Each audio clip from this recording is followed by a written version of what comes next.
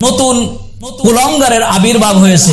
পৃথিবীতে সবচেয়ে নিকৃষ্ট ওই ব্যক্তি যে আল্লাহ রাসূল সাল্লাল্লাহু আলাইহি সাল্লামকে আল্লাহ রাব্বুল আলামিনকে নিয়ে কটূক্তি করতে পারে। পুলিশ বাহিনীর একজন কর্মকর্তা, তার নাম হলো মাসরুফ, আজকে টাকা পয়সার জুয়ারে ভেসে আল্লাহ রাসূলকে পর্যন্ত নিয়ে কটূক্তি করা দুঃসাহস দেখাচ্ছে। এটা বাংলাদেশের সরকারকে এই ব্যাপারে কঠোর পদক্ষেপ নেওয়ার অনুরোধ জানাচ্ছি। এই রাসূল সাল্লাল্লাহু আলাইহি সাল্লাম তার বৈবাহিক জীবন নিয়ে কটূক্তি করেছে, মা আয়েশা রাদিয়াল্লাহু তাআলা আনহাকে নিয়ে কটূক্তি করেছে এই মাসরুফ।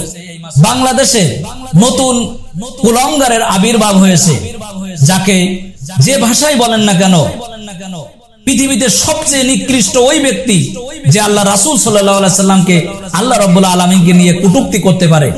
বাংলাদেশের পুলিশ বাহিনীর সর্বোচ্চ উচ্চপদস্থ একজন কর্মকর্তা, যার নাম হলো মাসরুফ। এই মাসরুফ বাংলাদেশের টাকা পয়সা বেতন খেয়ে, শত কোটি মানুষের মুসলমানের বেতন খেয়ে টাকা পয়সা, যেটা সে আজকে টাকা পয়সার জুয়ারে ভেসে আল্লাহ রাসূলকে পর্যন্ত নিয়ে কটূক্তি করা দুঃসাহস দেখাচ্ছে। শুধু কি এই মাসরুফ, বাংলাদেশে বিভিন্ন সময়ে পাগলের আমদানি হয়, যে পাগলগুলো নাস্তিকগুলো ইসলাম কুরআন হাদিস নিয়ে অবমাননা করে। এটা বাংলাদেশের সরকারকে এই ব্যাপারে কঠোর পদক্ষেপ নেওয়ার অনুরোধ জানাচ্ছি। বাংলাদেশের এই দৃষ্টান্তমূলক শাস্তি দেওয়ার বিধান না থাকার কারণে, বাস্তবায়ন না থাকার কারণে এই ধরনের উচ্চ পদস্থ কর্মকর্তা থেকে তার নিম্ন পদস্থ বাংলাদেশের যে মুসলিম জনগোষ্ঠী আছে, এই মুসলিম জনগোষ্ঠীর অন্তরে আগুন ধরিয়ে দেয়।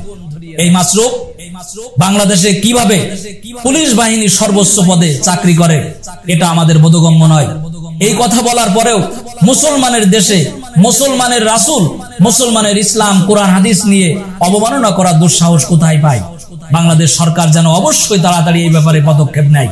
এই মাসরুফ যদি বাংলাদেশে ইসলাম কায়েম থাকতো তাহলে এই কথা বলা দুঃসাহস দেখাতো না, এবং ইসলাম কুরআন হাদিস বাস্তবায়ন থাকলে, ইসলামী রাষ্ট্র হলে বাংলাদেশে তাকে সর্বোচ্চ শাস্তি, তার মৃত্যুদণ্ড হতো, এবং শুধু তার পরিবার, তার সাথে যাদেরই সম্পর্ক তাদের সবাইকে এক পেশি করে, এক ঘুরে করে এবং অবমূল্যায়ন, লাঞ্ছিত, অপমানিত করা হতো। আল্লাহ রাব্বুল আলামিন আল্লাহ রাসূল সাল্লাল্লাহু আলাইহি সাল্লাম সম্পর্কে বলছেন, ওয়ারাফা'না লাকা যিকরাক। হে রাসূল, পৃথিবীর মানুষ মিলে, সবাই মিলে যদি চেষ্টা করে আপনাকে অপমান অপদস্থ করার জন্য, পৃথিবীর কেউ অপমান অপদস্থ করতে পারবে না।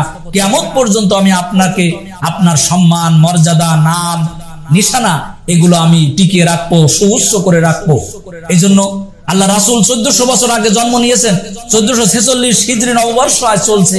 এই 1400 বছর আগে জন্ম নিয়ে এমন একজন অক্ষয় ব্যক্তি, সৎ চরিত্র, যার চরিত্রের ব্যাপারে আল্লাহ রাব্বুল আলামিন সার্টিফাই করেছেন, যিনি বলেছেন লাকাদ কানা লাকুম ফি রাসূলিল্লাহি উসওয়াতুন হাসানা। পৃথিবীর যত মহামানব তোমরা দেখবে, পৃথিবীর যত মানুষ তোমরা দেখবে, সকল মানুষের চেয়ে শ্রেষ্ঠ চরিত্র আমার রাসূলের ভিতরে আমি রেখেছি। আমার রাসূলের ভিতরে উত্তম চরিত্র তোমরা খোঁজার চেষ্টা করো। এই রাসূল সাল্লাল্লাহু আলাইহি সাল্লাম তার বৈবাহিক জীবন নিয়ে কটূক্তি করেছে, মা আয়েশা রাদিয়াল্লাহু তাআলা আনহাকে নিয়ে কটূক্তি করেছে এই মাসরুফ। এই জন্য আমরা বলি, আল্লাহ রাসূল সাল্লাল্লাহু আলাইহি সাল্লামকে এটা নিয়ে আমরা যারা ইসলাম মানি, কুরআন হাদিস যারা বুঝি, যারা মানি, তাদের মনে অন্তরে কোনোদিন বিশ্বাসের ঘাটতি নিঃসন্দেহে ঘটাতে আপনি পারবেন না। এবং বাংলাদেশে যারা যে প্রান্ত থেকে বিভিন্ন সময়ে ব্লগাররা সৃষ্টি হয়, নাস্তিকরা সৃষ্টি হয়, এই নাস্তিকরা কুরআন হাদিস অবমাননা করার চেষ্টা করেন। এই কুরআন হাদিস অবমাননা করে আমাদের অন্তরে অন্তত কোনোদিন রাসূল থেকে ভালোবাসা সরাতে পারবেন না।